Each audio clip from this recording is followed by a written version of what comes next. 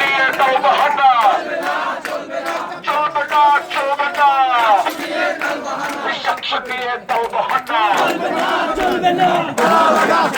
সাকসু 20 তারিখের দাবিতে প্রশাসনিক ভবনে তালা দিয়েছেন শিক্ষার্থীরা এবং এই প্রশাসনিক ভবনের সামনে বিক্ষোভ করছেন সাকসুর প্রার্থী এবং সাধারণ শিক্ষার্থীরা।